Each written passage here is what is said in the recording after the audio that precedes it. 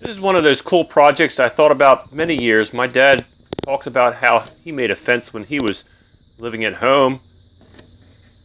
My sister always wanted to have a picket fence that she could run a stick down and make a click, click, click sound.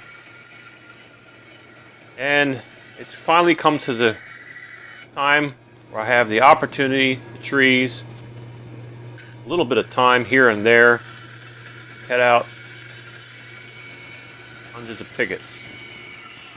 It is very time consuming. It is monotonous.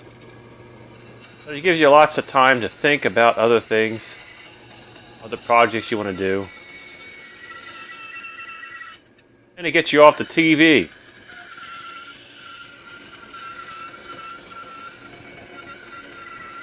And you get very good at cutting out the same thing over and over and over and over and over and over and over and over again.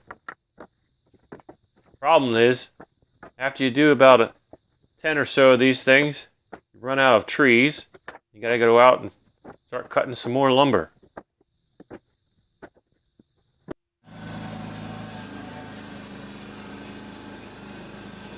so much of the stuff you cut is wasted.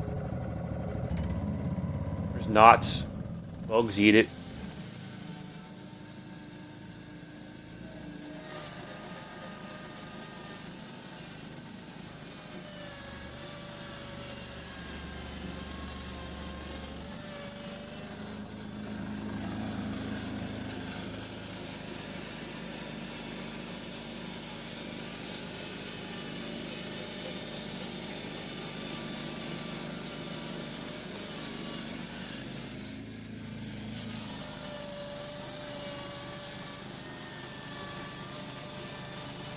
Look at all that power.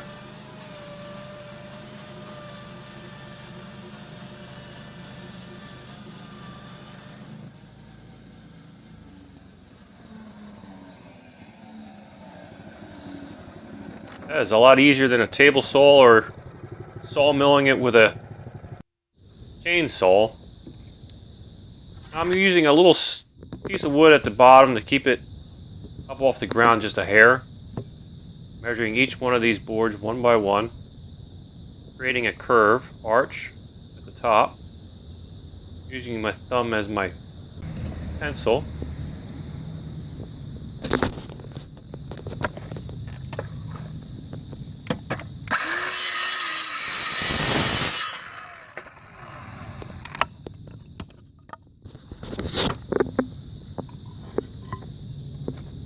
And I ran out of wood for the bottom rung, so I gotta go cut some more of those. But I have a bunch of slats in my way, so I'm gonna put them up now. Using galvanized nails, hoping that they'll hold up over time.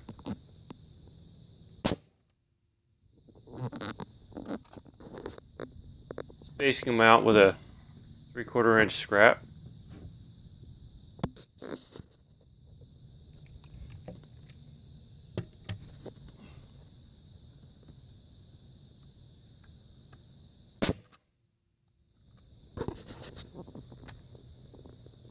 Kind of tedious, but it's fun.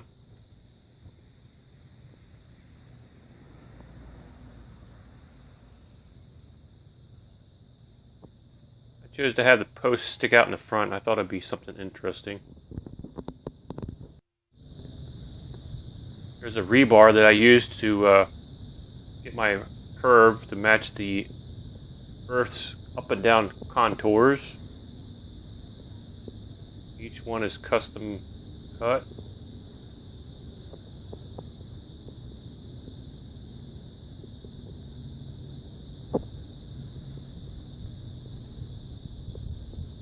That's kind of what it looks like when you're done.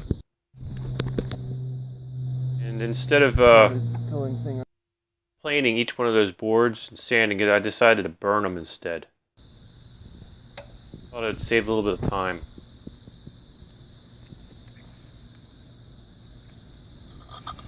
It takes a long time to burn them, I've realized. Plus, you're always worried about setting everything else on fire.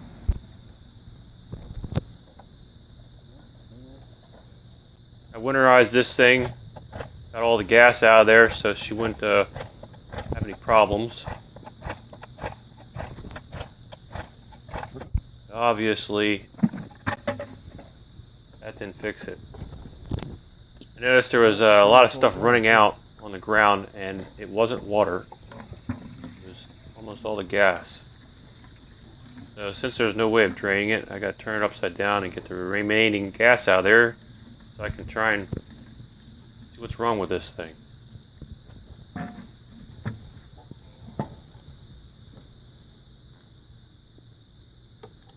Grabbed any old bucket I could find.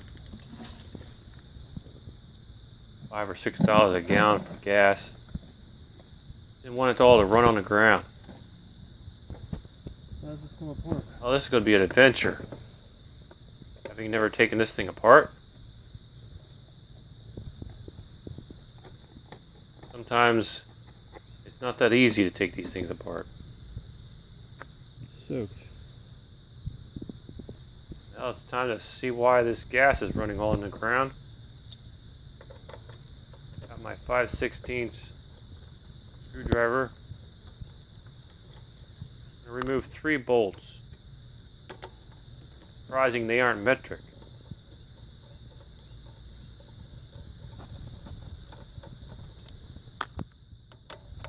Behind this cover is a round float bowl. It holds gasoline in it. The carburetor sucks the gasoline out of that float bowl, blows it into the cylinder to ignite it.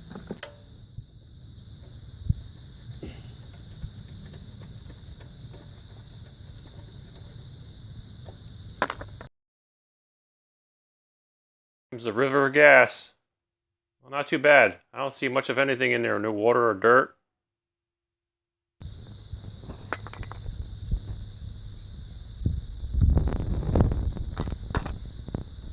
And that's the float. It controls how much gas is filled into that little float bowl. Now there's a small little pin in there that holds the float on the hinge. And that little silver thing on my left hand is the needle. That actually lets the gas in and stops it from coming out and overflowing the bowl. That yellow thing is the float. You shake it around and see if there's any gas filling it up. If it is, that means the float's got a hole in it and it no longer floats. Well, it doesn't look like there's anything obviously wrong here. So it's time to put it back together and see if it was just plain stuck. Let's clean this thing off again.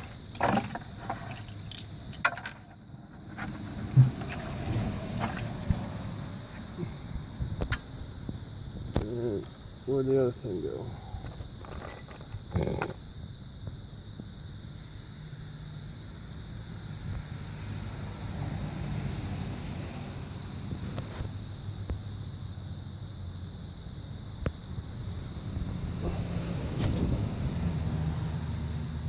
All right. Now, scavenger hunt. Play back the video. Tell me where I lost it.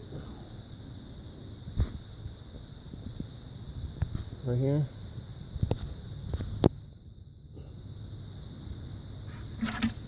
All right. Back in the hole.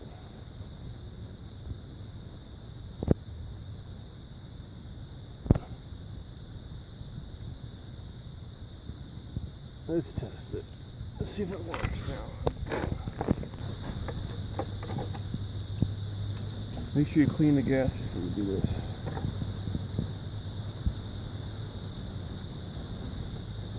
Oh yeah. This is how you clean your gas.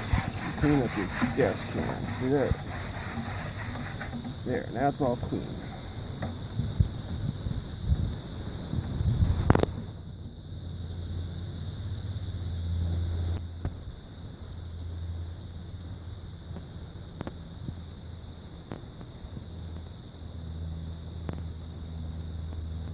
At this point, I'm not getting very good fuel economy, am I? Half it's still going to the ground. See it coming out? Does it stop? It stops. It stops. Alright, let's see if it works. We gotta clean this out.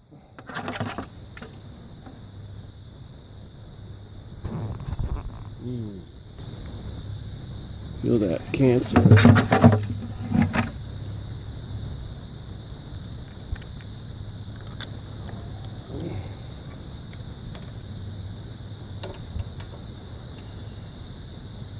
What is it, righty tighty, lefty loosey?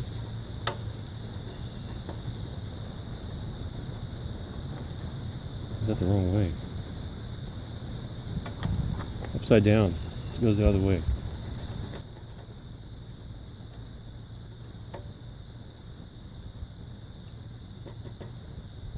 I don't see it leaking.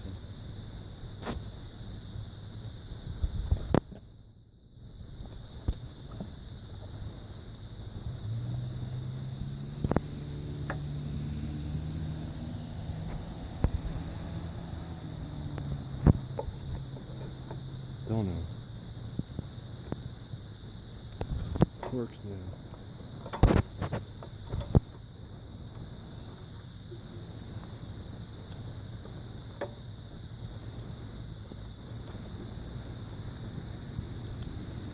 At this point, all I can think about is I just wanted to power wash the fence. I didn't want to do all this.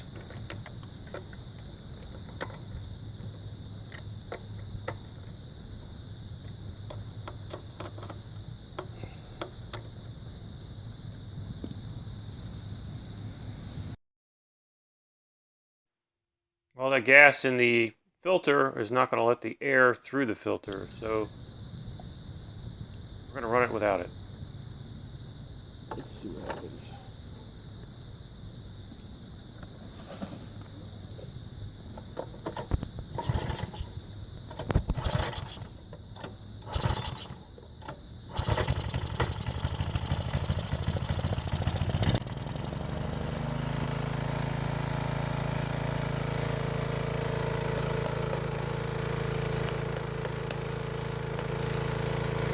Now we're going to use the carburetor in the engine to suck the gas right out of this filter.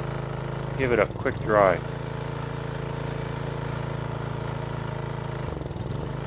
doesn't like it. It runs out of air whenever I put it on.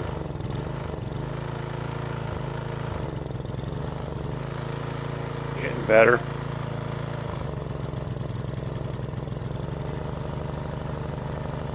I think we got success here. One running power washer.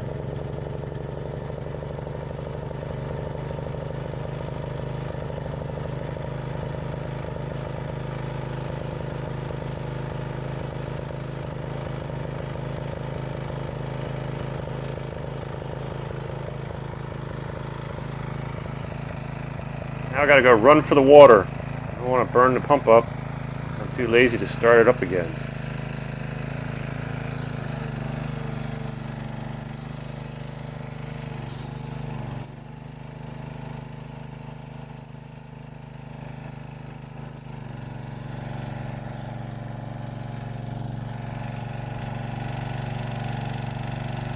Here is an example of one of those vent-free gas cans. It doesn't vent fumes into the air.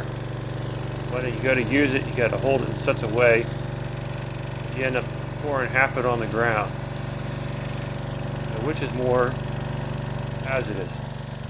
All this gas being poured on the ground? Fumes. I don't know. They don't last very long. I think a simple cap like that red little cap is all you need. You won't have any ventilation. You won't have to worry about pushing some silly button, leaking it all over the ground.